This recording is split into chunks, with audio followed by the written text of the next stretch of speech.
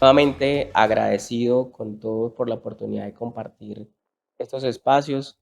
Estoy nuevamente con Reiner para hablar de un tema muy relevante para la población en general y es el 5. Yo quiero comenzar haciendo como la analogía, los diferentes términos que uno conozca alrededor de síncope. Síncope es el término médico, pero el paciente te va a decir esto de un montón de formas. Por ejemplo, de donde yo vengo le dicen el yello, por ejemplo. ¿Tú cómo más entiendes que un paciente se ha sincopado? ¿Cómo te dice el paciente que se sincopó? Sí, Miguel, muchas gracias por la invitación. Te cuento, es algo muy confuso. Siéndote honesto, el paciente lo expresa desde algo como, por ejemplo, me desmayé, ¿sí? O me dio algo y me desperté en el carro, me despertó el vecino. Realmente, inclusive para el médico tratante es algo que lleva a confusiones. Y es que para hablar de síncope tenemos que entrar a la definición. Y es que es cuando se produce esa pérdida de la conciencia. Mira que ahorita, antes de que entres a la definición que yo sé que nos va a dar como el punto técnico de esto, yo tenía un profe de neurología, el doctor Macasio en Santa Marta, él ya no está vivo, pero él tenía un término, me parece que es muy importante acá y es me dio algo. Tú lo dijiste en tu relato. El paciente o la familia del paciente llegan al motivo de consulta y es le dio algo. Entonces él nos decía, miren, cuando usted le digan eso en la consulta, en el servicio de urgencias, piense y ubíquese si lo que tiene es cardiovascular o neurológico. Ahí es donde la definición de síncope es importante para desglosar ahí todo, causas, enfoque diagnóstico y tratamiento. Entonces, ¿cómo definiríamos síncope desde el punto de vista técnico y cómo le explicarías tú a los pacientes qué es síncope?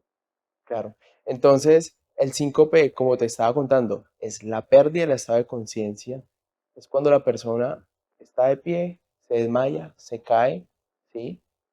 Se golpea, no se acuerda de nada. Es como lo que más le llama a uno la atención al momento de la indagación de los síntomas, ¿sí? No se acuerda de nada y automáticamente retorna otra vez su estado de conciencia. Es decir, prácticamente es muy autolimitado, es algo que se produce una interrupción transitoria de segundos del estado de conciencia porque falta la sangre a nivel cerebral por alguna de las circunstancias, bien sea por una estimulación nerviosa, por un susto o por una enfermedad cardíaca, pero le faltó sangre al cerebro y ahí definitivamente, como dicho de alguna forma, se resetea y otra vez retorna y la persona siente que no recuerda nada. Mira, ahí hay un tema súper importante y yo creo que en esto nos vamos a extender y es en la definición del interrogatorio de lo que es un desmayo, lo que es un síncope, porque esa es la clave de todo. Desde ahí comienza el problema, el acierto o el error. Entonces, si tú te das cuenta en tu definición, tú dices que el paciente no recuerda el evento. Eso es esencial. Y necesitamos de una tercera persona que presenció el evento para poder ser claros y precisos. Si el paciente está solo, por ejemplo, eso es muy frecuente en el baño. Uno está, por ejemplo, en la cocina, el abuelo de uno está en el baño, se cayó, se golpeó, uno siente el golpe, corre allá y lo encuentra allá en el suelo. Es difícil ahí establecer qué fue lo que sucedió, pero uno lo encuentra allá en el suelo.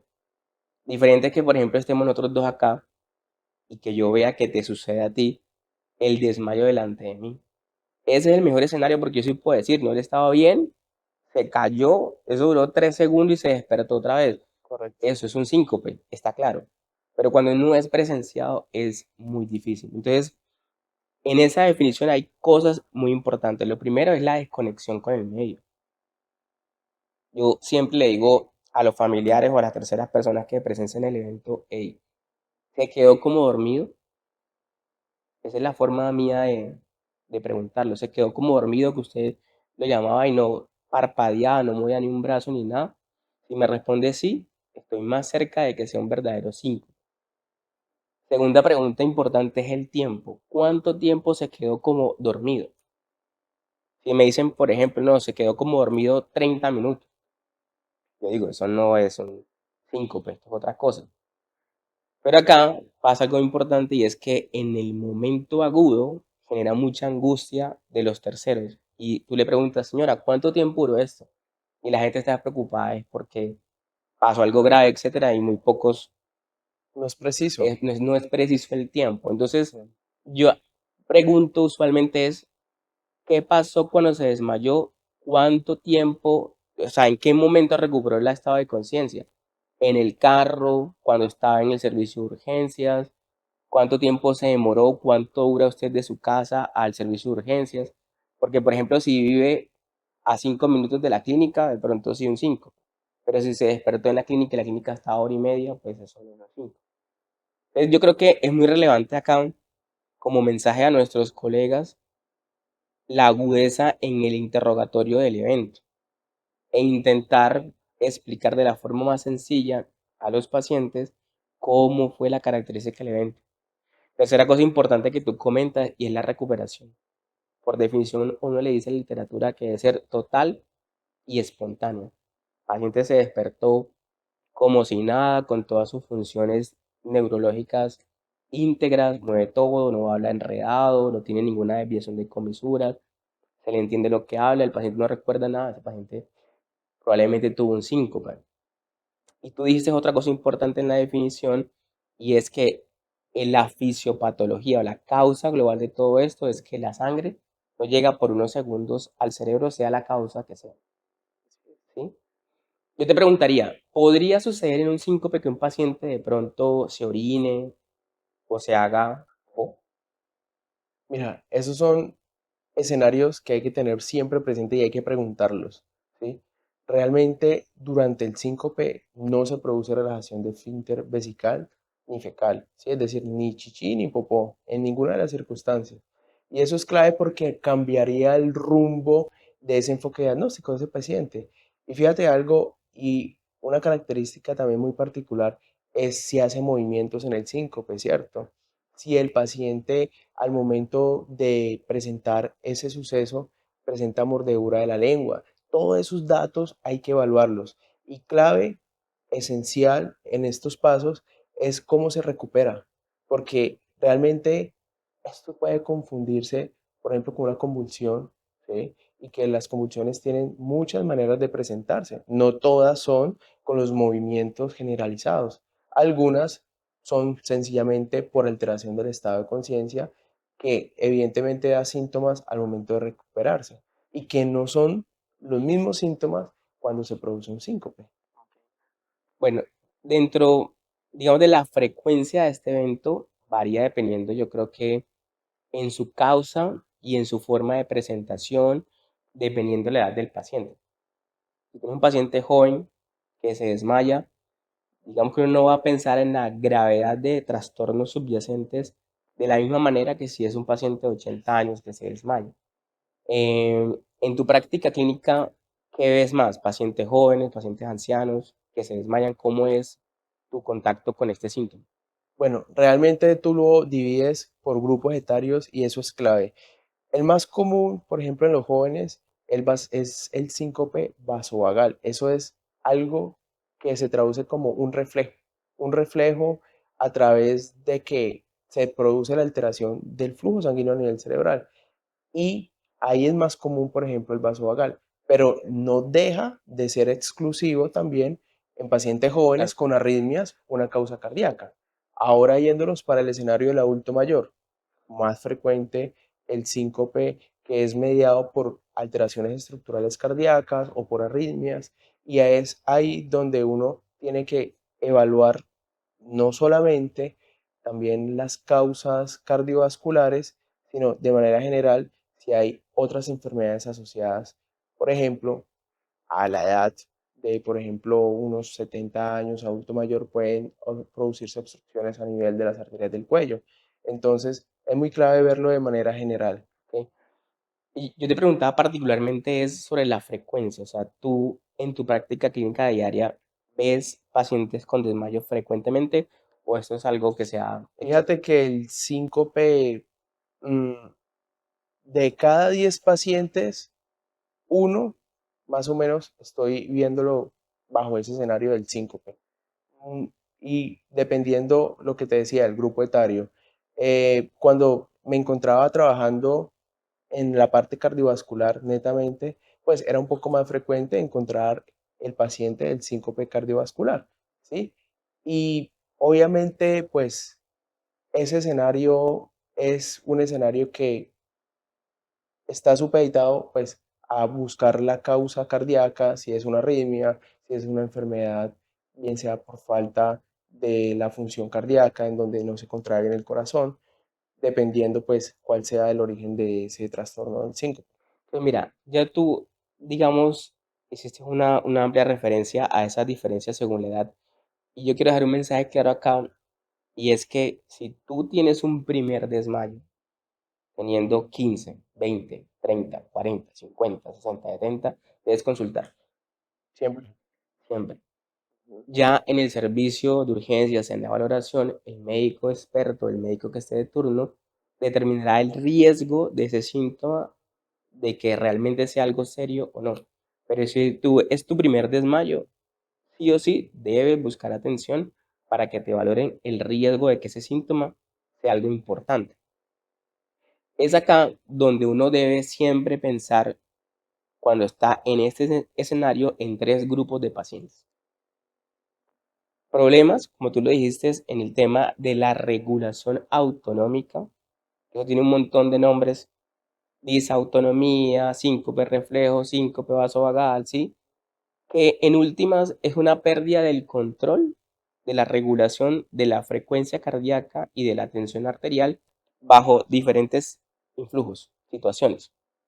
Por ejemplo, un golpe de calor, un estado de ánimo muy fuerte, etcétera. Ver sangre mientras que le sacan sangre para un laboratorio. Ese es un grupo de pacientes. Problemas en la regulación de la frecuencia cardíaca y tensión arterial que se denominan disautonomías. Un segundo grupo que se producen por hipotensión transitoria. Y es que básicamente el paciente tiene una baja de la tensión arterial, sobre todo al incorporarse, al colocarse de pie. Eso tiene también sus matices, sus causas.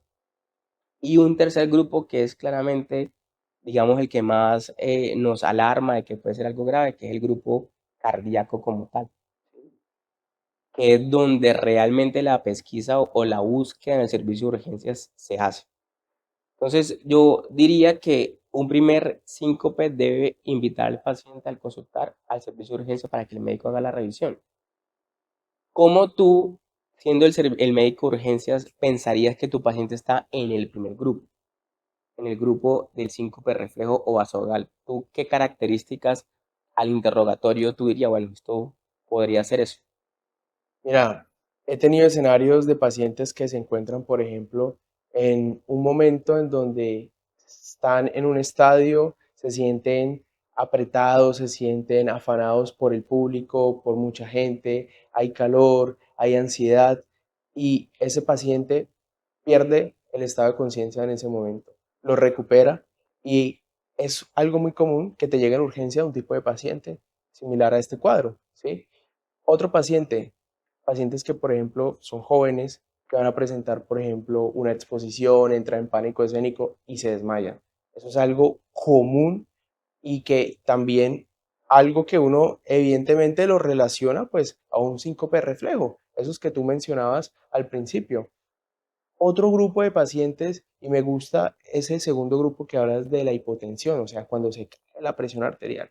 Y es que también no es una excepción que aquellos pacientes que usan antihipertensivos, que son muy añosos, que son frágiles, presenten este tipo de cuadros. Mira, te voy a dar un escenario muy puntual después de comer. Esa hipotensión que se puede presentar después de comer en aquellos abuelos frágiles también es algo que uno tiene que indagar activamente porque el tratamiento es ajustar los antihipertensivos. Claro. En este punto, y también pacientes que pueden tener una enfermedad neurogenerativa, ¿sí? Por ejemplo, la misma diabetes te puede dar disautonomía, ese concepto que tú llamas, en donde no se produce esa regulación, la misma diabetes la puede producir.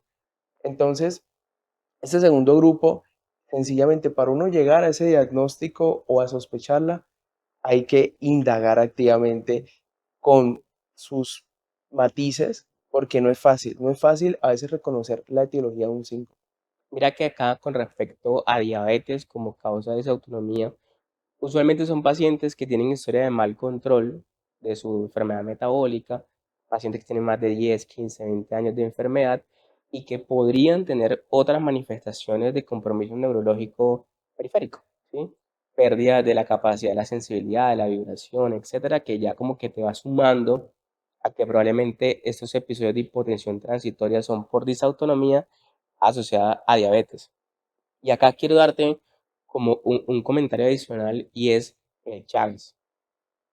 Ya lo vamos a tomar en el tema de los grupos de alto riesgo, que es el paciente con cardiopatía como tal, pero acá también hay disautonomía por Chagas. Tú puedes tener disautonomía con hipotensión transitoria por enfermedad de Chagas y invariablemente estamos en una región Reiner muy frecuente, muy frecuente la enfermedad de Chagas y eso hay que tenerlo también en consideración. En consecuencia, para el primer grupo, que es el síntoma, el síncope reflejo, es importante el interrogatorio, ¿sí? El paciente tiene náuseas, tiene un prodromo, en una situación de estrés físico o emocional, hace el síncope, se mejora y el resto de exámenes son normales. Podría uno no apoyarse en una prueba diagnóstica, que ya vamos a hablar más adelante, eso que se llama test de mesa basculante, pero es ese grupo de pacientes con el interrogatorio, uno puede enfocarlo. En el segundo grupo de pacientes, que es hipotensión ortostática, o sea, al colocarse de pie, sí o sí, un escenario de buena práctica médica es a todo paciente que se desmaye, La prueba. tensión arterial acostado, tensión arterial de pie, midiendo la frecuencia cardíaca, obviamente, y midiendo la tensión arterial con los parámetros que ya conocemos y con ese, digamos, con esa metodología de hacer la medición de la tensión arterial de forma sencilla, podemos diagnosticar lo que tú has comentado. Eso me parece súper importante. Y ya entremos, yo creo que al grupo de más alto riesgo, que es lo que más nos preocupa, que es el paciente que realmente tiene un síncope por una patología cardíaca. ¿Cuál es la frecuencia de las patologías que tú has visto en tu práctica clínica que se manifiestan como síncope? ¿Qué has encontrado acá en la región? ¿Qué has visto que se manifiesta como síncope? Bueno, las arritmias, ¿sí? Realmente son Claro. las protagonistas, ¿sí? Escenarios en donde, por ejemplo, hay bloqueos, latidos muy lentos. De hecho, hace poco estaba en consulta y vi un paciente en ese escenario, frecuencia cardíaca de 35, que ya venía cayéndose varias veces y le hice un electrocardiograma y fue un bloqueo avanzado. De hecho, tú lo trataste y definitivamente es una causa que mm, estaba evidente ahí en la consulta, ¿sí? Entonces, las arritmias son claves, tanto una aceleración de la frecuencia cardíaca, que también te puede producir una pérdida en estado de conciencia, como una bradicardia, que es una baja en la frecuencia cardíaca. Mira que en ese tema del ritmo cardíaco, los extremos es lo sencillo. Por ejemplo, te llegó el paciente con un bloqueo avanzado, como tú lo comentas, o te llegó un paciente con una fibrilación auricular muy rápido a 190 o 200 de frecuencia cardíaca, tú dices, bueno, probablemente estos dos extremos podría ser la razón de por qué mi paciente se desmayó. Claro. Pero puede pasar que el paciente tenga todo normal y un electro normal. El electro normal no descarta que el desmayo haya sido por un trastorno del ritmo cardíaco. Ahí es donde es importante, después de hacer una búsqueda global, entender cuál es la metodología de la prueba correcta para hacer el diagnóstico. El electro es una prueba diagnóstica de segundos, que solamente me muestra cómo está el ritmo cardíaco esos 6 segundos. Pero si el paciente se desmayó hace una semana, puede ser que haya tenido un bloqueo cardíaco paroxístico y esa semana se bloqueó, se colocó lento y ahorita se halla normal el electro.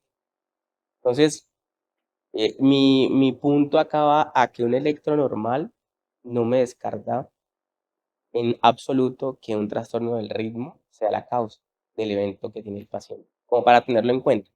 Claro. ¿Y tú qué opinas del Holter? Porque muchas veces tenemos también un paciente con un Holter de 24 horas normal y aún así podemos seguir pensando en arritmia. Yo creo que sí.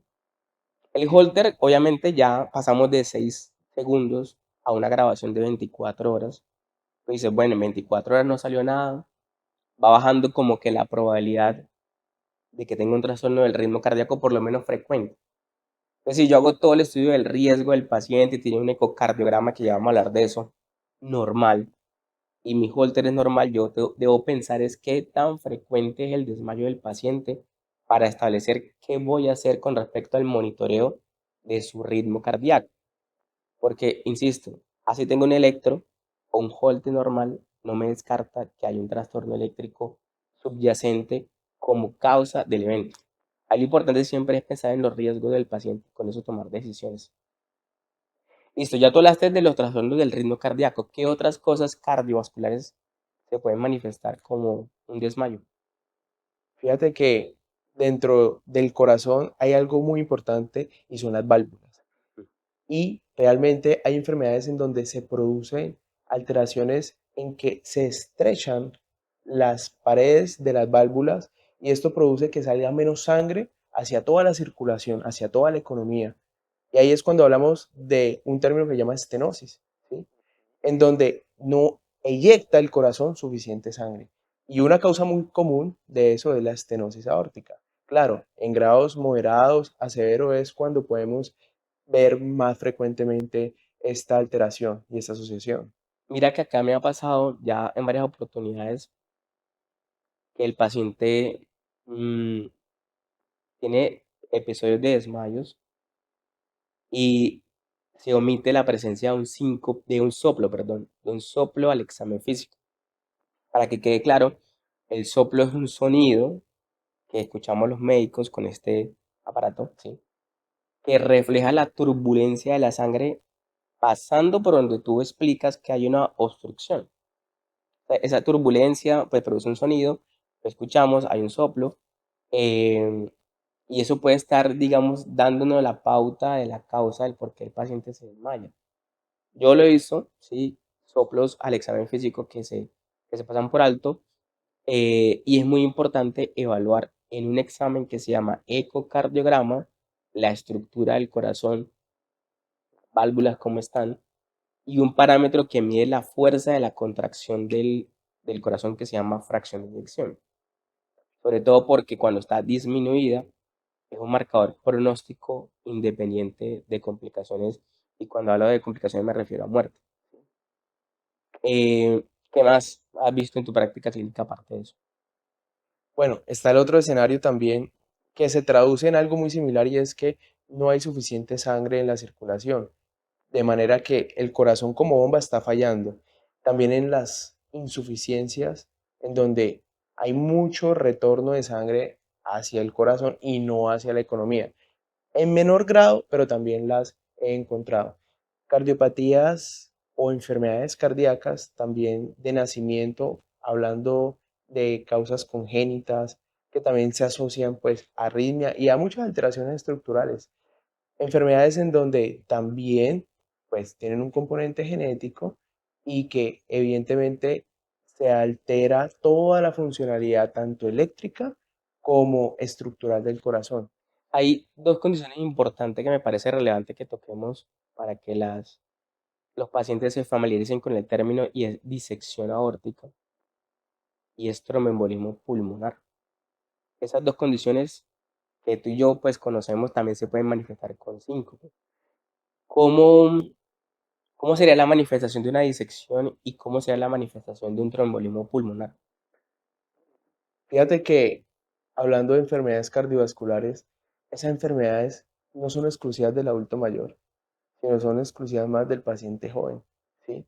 De manera que, por ejemplo, una disección aórtica que la sintomatología es un dolor lacinante, es como si traspasara el dolor de adelante hacia atrás y es un dolor irradiado hacia la zona posterior de la espalda, hacia la zona lumbar y que se asocia a muchas manifestaciones aparte del dolor. Y es que cuando uno evalúa al paciente tiene la presión muy alta, los pulsos que uno usualmente los palpa a nivel radial son de diferente amplitud, o sea, de diferente fuerza, y podemos encontrar inclusive alteraciones en los pulsos de los miembros inferiores, ¿sí? Esta sintomatología es muy particular. De hecho, es una urgencia. O sea, ese paciente tiene que inmediatamente ir a urgencias para ser valorado e intervenido, porque es una causa potencialmente fatal. Porque es que las disecciones, ¿qué traducen eso? En que las uniones entre las arterias o la parte interna de las arterias son diferentes capas y resulta que las capas se separan y ahí empieza a circular la sangre y evidentemente esa zona que se penetra debajo de la primera capa de las arterias, desde la parte interna, va progresando, creciendo, creciendo. Entonces, esa disección finalmente puede tener más complicaciones, como la ruptura o como formarse un trombo. Inclusive si esa disección está en la parte más cercana del corazón, puede comprometer las arterias del cuello. Entonces, la manifestación también puede ser el escenario del síncope por un compromiso, por ejemplo, cerebrovascular, ¿sí? El otro caso puntual es el tromboembolismo. Y es que hoy por hoy las enfermedades tromboembólicas no son exclusivas del adulto mayor, sino por ejemplo un paciente que tenga una predisposición genética para formar trombos o una enfermedad autoinmune para formar trombos, pues termina presentando síntomas. ¿Y cuáles son esos síntomas? La falta de aire, ¿sí? El aumento de la frecuencia cardíaca, por ejemplo. A su vez, no muy común, pero puede presentar fiebre. Un paciente puede hacer una manifestación como la fiebre con un tromboembolismo. Es lo menos frecuente, pero también puede existir. Y a su vez, el tromboembolismo, ¿en qué se traduce? En que hay un colapso, una obstrucción en el flujo de las arterias dentro del pulmón. El corazón y el pulmón se comunican y hacen una unión a través de las arterias. Entonces, si se obstruye el pulmón, pues el corazón tiene que ejercer mayor esfuerzo y esto obliga a que el corazón en algún momento se canse o entre en una disfunción. Y ahí es cuando realmente se dan manifestaciones más floridas, como por ejemplo síntomas de falla cardíaca, que tú muy bien conoces y sabes que es una complicación del tromboembolismo y esto pues supone mayor riesgo de complicaciones. Ok. Dicho todo esto, si digamos, resumimos el tema, el desmayo como tal es un síntoma que puede ser secundario a condiciones de manejo médico muy benignas, ¿sí? No tan graves, hasta condiciones serias que pueden comprometer la vida del paciente. Yo por eso insisto que un primer desmayo, un primer síncope sin una causa clara, debe ser valorado a profundidad por un médico experto para que dé una conclusión al respecto de la causa del mismo. Mira que hay exámenes muy importantes a la hora de abordar un síncope. Obviamente, después de hacer todo el interrogatorio, el examen físico, está el electrocardiograma, está el ecocardiograma. Según los hallazgos, pues uno derivará otros exámenes. Y hay un examen muy controvertido que se llama el test de mesa basculante. El test de mesa basculante es una prueba donde se acuesta al paciente, ¿sí? Y lo que hacemos es inclinarlo para que tenga un reto o un estrés con ese cambio de la posición y ver si los síntomas que tiene, en este caso el desmayo, se reproducen con esa inclinación. Uno va tomando la frecuencia cardíaca, la tensión arterial cada cierto tiempo. Si el paciente no se desmaya después de una observación de 30 a 40 minutos, se le da un reto adicional con un medicamento y se vuelve a esperar. Si el paciente se desmaya, esta prueba me está apoyando la sospecha de que tenga un síncope mediado por el nervio vago, que es lo que denominamos síncope vasovagal o disautonomía. Em, ¿Qué recomendaciones generales darías tú a la población, digamos, de cardiometa con respecto al desmayo? ¿Cuándo consultar? Sin duda alguna, repito, desde un primer desmayo habría que consultar. Claramente las causas son diferentes, como hemos retomado y hemos abordado, pero a cualquier edad, cualquier síntoma cobra relevancia. Bueno, muy agradecido, Reinier, por compartir este espacio. Creo que síncope es un tema muy amplio. Podríamos hablar específicamente de cada condición que genera esto. Creo que el mensaje genera conciencia sobre la importancia del desmayo y estoy pues complacido de compartir este espacio contigo. Muchas gracias. Gracias, Miguel.